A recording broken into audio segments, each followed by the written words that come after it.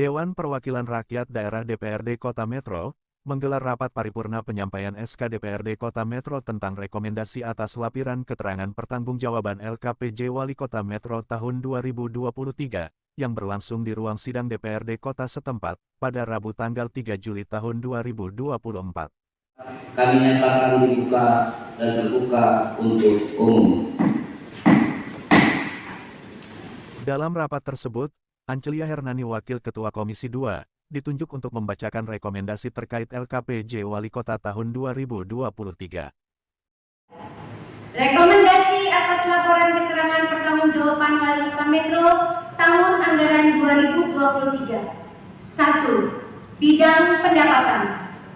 Agar sistem pendapatan daerah dapat diimplementasikan dengan baik, pemerintah daerah harus mensosialisasikan kebijakan menyeluruh terkait pajak daerah dan retribusi daerah kepada masyarakat dan juga peningkatan sistem pengawasan untuk transparansi.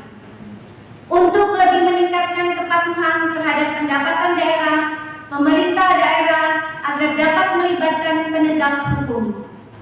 2. Bidang pendidikan. Pemerintah daerah agar dapat memaksimalkan pemberian penghargaan kepada siswa-siswi yang berprestasi baik di tingkat kota, provinsi, nasional maupun internasional yang mampu membawa nama baik Kota Metro. Pemerintah daerah harus lebih memperhatikan kesejahteraan tenaga pendidik.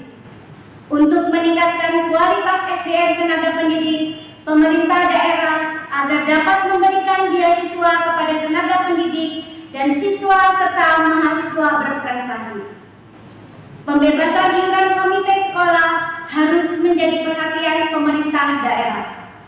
Pemerintah daerah harus lebih peduli dan dapat menyuarakan kaitan dengan uang kuliah tunggal atau UKT dengan perguruan tinggi yang ada di Kota Metro maupun pendidikan tinggi secara nasional supaya pendidikan dapat lebih murah.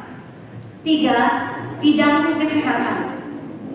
Merekomendasikan kepada kepala daerah untuk membangun penambahan gedung baru rumah sakit umum di lokasi dinas kesehatan saat ini guna meningkatkan pelayanan poliklinik kesehatan, memperluas lahan parkir, perluasan ruang IGD, ruang rawat inap guna meningkatkan kenyamanan bagi pasien dan keluarga pasien.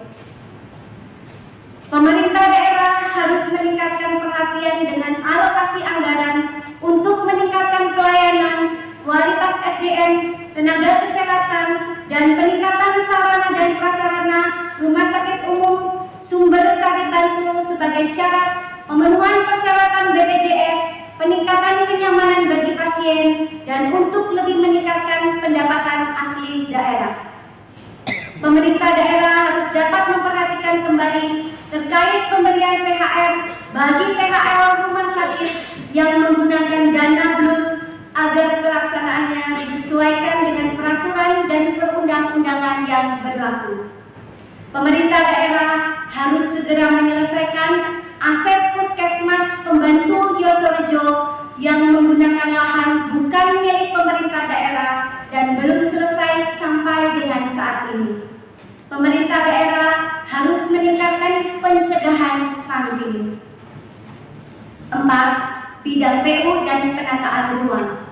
Pemerintah daerah harus lebih serius dalam merealisasikan target pembangunan infrastruktur sesuai dengan RPJMD dalam misi peningkatan kuantitas dan kualitas infrastruktur fisik secara efektif, efisien, berwawasan lingkungan, dan berkelanjutan dengan indikator tujuan dan indikator sasaran prosentase jalan kota dalam kondisi mantap.